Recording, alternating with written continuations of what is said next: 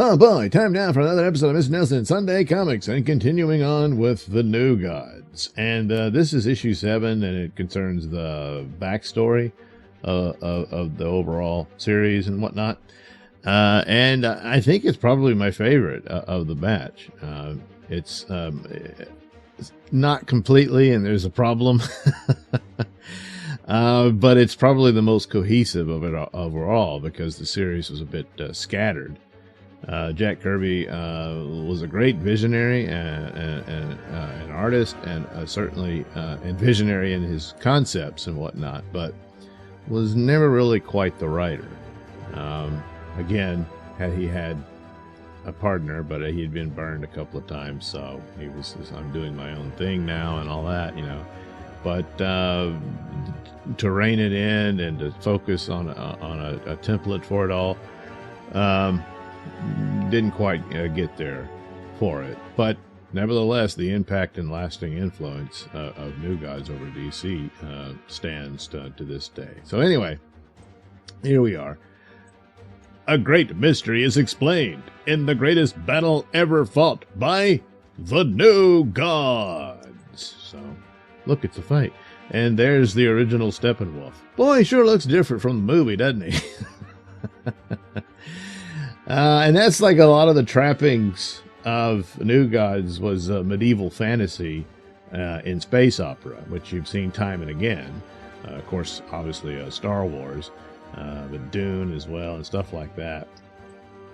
But like I always said, in the right hands, New Gods could have been the Game of Thrones in space type series. But I guess that moment has passed. Anyway, let's begin. In the beginning. The New Gods were formless in image and aimless in deed. On each of their 2 new worlds, their races had sprung from a survivor of the old. The living atoms of Balder gave nobility and strength to one, and the shadow planet was saturated with the cunning and evil which was once a sorceress. For an age, these New Gods pursued their own destinies, until the time of the Great Clash. It would start on New Genesis with these 2, Isaiah the Inheritor and his wife Avia, and happiness, the first sign of coming tragedy, in an imperfect state. Yeah, things are looking good. Be worried and nervous. So anyway. In moments like these, wife, the warrior softens and sees the land is not a mere logistics map. Are we made for war, Isaiah? You know, I've never heard you sing. You wouldn't want to. I'm not good at it. Okay, yeah. It's always this is a little note from Kirby telling you, from time to time, this kind of segment will supplement the larger tapestry of the New God. So, yeah, he's getting into the backstory, so he's taking a break from the overall narrative of the previous issues. He's say, hey, how'd all this start anyway? Now he's going to tell you the big secret. So Steppenwolf, I'm skipping ahead, of course, has shown up and is going to spoil their romantic getaway. Or maybe this is the second page. I forget. I'm sorry. Sing, Isaiah. Let me hear your voice when it's not a battle cry. I can't sing as yet, Avia. It's your devotion that feeds my aching spirits. You've got the weapon, master. Now take the warrior. And so I shall. Careful, uncle. Begone, Avia. Avia flies because she's got flying shoes. See? Yeah. You might be able to pick those up at Walmart. I don't know. Anyway. Steppenwolf of Apocalypse and his demon raiders. Can't you find enough of your brutal sport among your fallow kind? Look out, uncle. You've snared Isaiah the Inheritor. He's a New Genesis leader. Listen to that voice, Steppenwolf. It could save your life. Ah! With this affront, you'll forfeit yours. Whoops. So, Steppenwolf is as savage as the things he hunts. He sees the movement behind him. He whirls and fires a fatal radion bolt from the butt end of his cable snare. Oh, yeah, and Radion is like kryptonite to New Gods. So, yeah, that's it for Avia. Avia! So, Uncle, what have you done? Your quick trigger finger has betrayed your better judgment. Silence, fool! I didn't see the female until it was too late. Avia, Avia. Avia has succumbed, Uncle. The damage is done. Isaiah will never rest until she's avenged. Then stand back. We'll have it done with here now. A duel to the death would please me indeed. No, Uncle. This is the way. It's best to finish such an enemy quickly and leave this place. Oh, boy, the deathly touch of a mechanical glove. Gee, I wonder who's wearing that. Ta-da! Yeah. And so the two are joined in death. These killing gloves designed by my good friend Desaad do a swift and thorough job.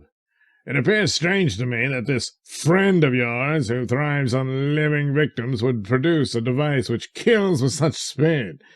I don't trust you, nephew. Oh, your bizarre companions.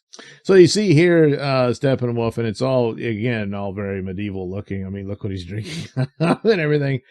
And they made him monstrous and stuff, and so even more so in Zack Snyder's version of Justice League and all that. And it worked for what it was, but I don't see, I didn't think it was necessary to abandon the original look. Now, eventually, Kirby changes him later in the 80s for the superpowers line and that sort of thing. But, yeah, I don't know. The more I see it, I think this was better. But anyway, would you care to examine the body, noble Steppenwolf? There's no need. I know I'll find no sign of life. Let me add further, Darkseid. I don't like you. You already told me that. No, I said I don't trust you, but I also don't like you. You're clever and cunning and a plotter, like my dear sister, your mother. Yeah, I think it was insinuated in the movies that Darkseid and Steppenwolf were brothers, but no, they were uncle and nephew. And, his sister was Darkseid's mommy. We'll get to her in a bit. Your name is most great and feared, Uncle, but remember, my mother rules Apocalypse. Blast you, Darkseid! I don't know the meaning of this poor day's hunt, but by every demon, I'll not forget that you suggested this foray on New Genesis. Well, you did say he's a plotter, so I think it's pretty obvious what he was trying to start here. And as he engineered the incident, Darkseid has begun the war. Isaiah is still alive. So I see Darkseid lied to Desaad. He didn't kill him. He just knocked him out because he wants him to start a war. And oh, look! Darkseid got his wish. Yeah. Whoops. So anyway, the Great Clash. It's a good thing they called it that instead of the war to end all wars because, come on. A shattering event which will haunt the New Gods for ages to come roars in upon the demon world of Apocalypse. Summoned by a vengeful Isaiah, teams of flying monitors bring fiery destruction in their wake. But far from being a chronicle of the conflict, this, instead, the story of personal struggles and the strange forming of the Pact. So, yeah, it's looking pretty bad, as if, what damage could they do to Apocalypse anyway? But they're going to do it. So, war, Apocalypse is under attack. The enemy has broken through our parademon air defense. Weapon units open fire. So, yeah. Boom, boom, bang, bang. So, meanwhile, the royal family of Apocalypse decides to have supper. And again, looks like a medieval mead hall type thing. But anyway, Apocalypse soon finds a protective counter-move, and the war rages in full fury. The royal bunkers will serve our needs at present, Steppenwolf, but we don't plan on a long delay. Do you understand? Our forces are striking back. We'll smash the enemy at any moment. Fool! You constantly forget my title. I am your queen, and the sweet pixie you once called Sister Hegra. Sweet Pixie. That was a long time ago. You're brash, arrogant, loud. You command an army which only produces battles and body counts. It might be refreshing to listen to one who is cool and wise, like my own darling Darkseid. Well, Darkseid, it seems you wanted this war. It might be well to learn how your inexperience would deal with it. It might. Yeah, you can see the family resemblance between Steppenwolf and Hegra. But Darkseid, oh, boy, I guess Hegra got it on with some stony-faced guy. You've no lack of confidence, I'll say that for you. What's that you hold? A small metal block, sire. You see, I spend time with our technicians. It occurred to me that in this new age, we must seek new roads to tread. Thus, in this small product, we may have found one such road. It looks like a stack of butter. I think this is the device that leads them to the boom tube, or something similar to it, that sort of thing. But I had to jump ahead. So before the boom tube, before the technical wonders produced by Metron, there flashes into being the raw energy of the matter threshold. So I guess that's what he's talking about. I'd have to reread it, I'm sorry. Limited time and all, you know. So, oh boy, dragon tanks. Yeah, Apocalypse armor coming out of nowhere. And across the threshold rumble the dragon tanks of Apocalypse. Blah, blah, blah. So, oh boy, that's a rude awakening. Give ground, but try to stop them. New Genesis Vultures rush destructibles against the invaders. Eat that! And see, they got flying shoes too. But many fall, even as their weapons are thrown. It is still an age of heroes. And in the inferno of the Great Clash, there are beings on New Genesis who find another kind of immortality in tragic extinction. Wouldn't call it that. It's just... Well, you stop aging when you're dead, you know. I guess there's that. Well, still raging on. When Steppenwolf leads, the carnage mounts until the battleground winds beneath the weight and agony of mass death. Nothing lives in its path. Yet the enemy suffers, staggers, and still holds the field. The enemy is a hardened, fearless, unyielding force. Then... Open these lines, let Steppenwolf come through, the leader waits for him. Too bad I yearn for that honor myself, with my handgun. So anyway. So, skipped ahead and missed the death of Steppenwolf, sorry. But yeah, he kills him. Don't worry, he'll be back. They're gods and all, you know. Anyway, finishing Steppenwolf, Isaiah turns the cosmic power of his war staff on the other raiders. Take to your hills or die.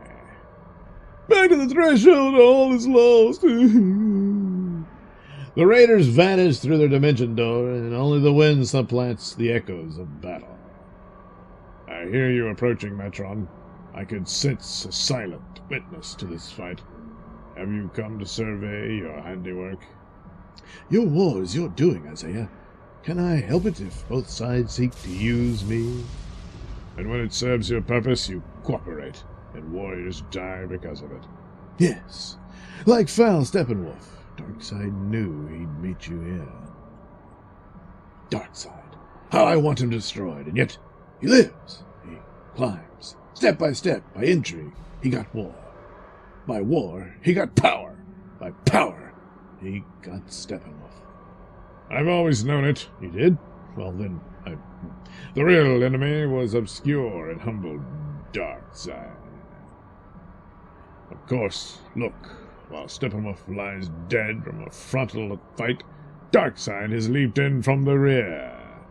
With a deadly rain of planetoids, he's making this a techno-cosmic war. So anyway, yeah, Metron. Well, I skipped ahead, but he was also present among the elite of Apocalypse and all that sort of stuff. And that's typical Metron, you know, because he just wants to know what things are doing. But boy, he's saying that, boy, I wish Darkseid was dead. Oh well. Larger grows the war. Larger grow the god machines. Disappointing. An impactor, the size of a planet, good lord, took them a while to build that, is sent crashing into an enemy-captured sun. Jeez. Man, that's a lot of trouble, you know. Well, it's a ship you can only use once. Well, all right. Meanwhile, but anyway, it's the scope of just how big and bad the war was. So, and inside Isaiah of New Genesis, something dies with each such deed. Where will this end? How can he destroy the cosmos and yet save New Genesis? We are worse than the old gods. They destroyed themselves. We destroy everything. This is Darkseid's way. I am infected by Darkseid. To save New Genesis, I must find Isaiah. But that's you.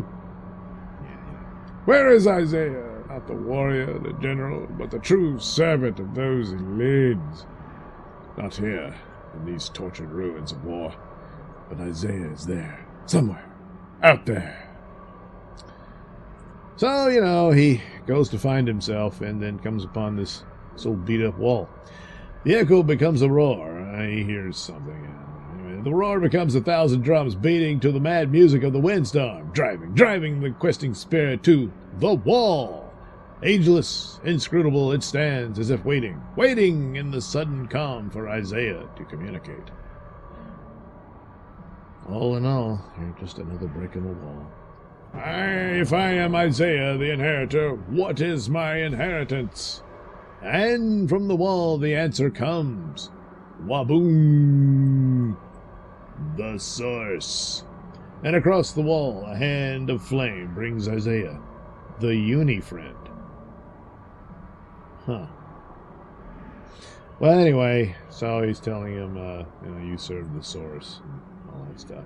So, meanwhile, back in Apocalypse, we got to catch up with their soap opera. Soon after Isaiah returns to his command, he dresses in the clothes of peace and carries a new staff. Messages fly between New Genesis and Apocalypse. And while curious Metron busily works on his Mobius chair, a secret bargain between Isaiah and Darkseid is struck. The strange conditions that form the Pact. On Apocalypse. What have you done with our son, Darkseid? I know he was taken from his quarters. Where is he? Where he can at last serve me usefully. A tool for peace. Haven't you heard, Tigra? There is to be an age of peace. I heard nothing in exile. Even my spies failed to bring me news. Until this day, you've kept us apart. Our son was raised without ever knowing his father. But I know him, Tigra. He's like you, a fighting, snarling killer cat. And despite all that, she's not the Tigra of Marvel, obviously. I was the Queen Mother. Oh, it was. It was the Queen Mother, not I, who chose you for my mate. But the war has claimed her life, and I rule now. Yeah, the war only obscured how she died, but we'll get to that some other time. Anyway. Enough! Where is our son? Is he your pawn in this new scheme? Well, yeah.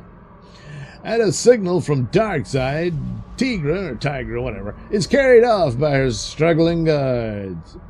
It won't work, Darkseid. He'll live, he'll grow, he'll kill you! Take her away. Let's put an end to these events, to this war. Has the dimension door been activated? Granny Goodness is in the chamber awaiting the arrival of the child from New Genesis. But first, let me scan the horizon, think about things. Good. The exchange of heirs will seal the pact. Isaiah wants peace. I want time. Time to redefine power. To make this bombed-out waste a meaningful pursuit. Moment later, Granny Goodness enters. Hail, great Darkseid. See what I hold. See what was so gently nudged through the dimension threshold from New Genesis. Isaiah's whelp, eh? This will hurt him. He surrendered his prize lamb for a tiger.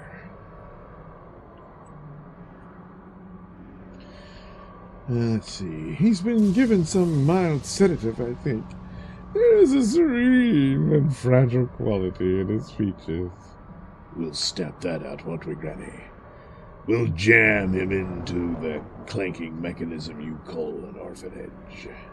All the rigors and trials heaped upon the training warriors shall be doubled for him. His spirit will flag, and his bones will ache until... Until, sire? He may conveniently decide to escape from Apocalypse, Granny. Of course, on that day, the pact I agreed to will be broken. That fine day will be dear to your heart, sire. Therefore, in its honor, I shall name the lad Scot-Free. Yeah, that's little Mr. Miracle. And he does escape. He becomes the greatest escape artist of all time because he wants to escape the orphanage. Little did he know that this was all according to Darkseid's plans. So, meanwhile, what about the other kid? I was told I'd find my father here. If you're my father, speak. You won't speak to me. You'll never speak to me. You hate me. Hate me. Hate is no longer a word in this place. Put down that weapon, son. Looks like Isaiah gave up on the hair dye, You are my father? Only if you wish me to be. I am High Father. And you are Orion. We have need of each other, Orion. This is a place of friends. Here is my hand. No, I... The hand of the weapon, Orion. I, too, had to make that choice. Decide. You speak to my liking. I trust you. For now. First trust, Orion. Then, who knows? A great destiny, perhaps. Thus it began, and we move forward once more. Next, Orion, Light Ray, Calabac, and the death wish of Terrible Terrapin. So there you go. There's the big reveal. Orion is Darkseid's son. Oh, boy. No, that's not true. It's impossible. But New Gods did it first. Yeah, they sure did. Now, the big problem here is how in the world could Highfather agree to this, trade his own son? Now, granted, the war was horrible and everything, but as some other narrative should have been in place here. And besides, the ugly, terrible truth that he doesn't realize, Darkseid, the war was getting in the way of his plans. He needed time and stuff. You could extrapolate from that maybe the war wouldn't go in his way. and Isaiah, you could have won. So it puts Highfather in a really bad spot that he would do that to his own son. And all that stuff, but they needed a different structure of what forces him to do it, even more so than the war. Terrible as it was, he would really have to. It's just, why would Darkseid agree to that? Hey, we'll swap kids so we can have hostages of each other's heirs. And we'll stop the war. He says he knows Darkseid. It's like, now later on, there's indications that Darkseid does care about Orion a little bit, but ultimately, who would think he would? So it's not a believable deal. So it's quite the problem, but a little work here and there, you could polish that up and make it feasible. But it does put Highfather in a really bad spot. But then again, he was, badly wounded by the war. He admits that it was, dragging him down and down into darkness and all that sort of stuff. I guess you could chalk it up to that. But anyway, all in all, I think this was probably one of the better ones of the series. And there's a certain amount of cohesiveness in story and attempt at a solid story for all of this. And so, this war was the actual backstory for the ongoing story rather than just, the old gods destroyed the planet and it split into two and that sort of thing. Sure, that's another backstory. But this war was the one that set up the terms for the series going forward evermore. Yeah. So anyway, there you go. The Great Clash from the New Gods. And we'll continue on with issue 8 next time on Mr. Nailsin Sunday Comics.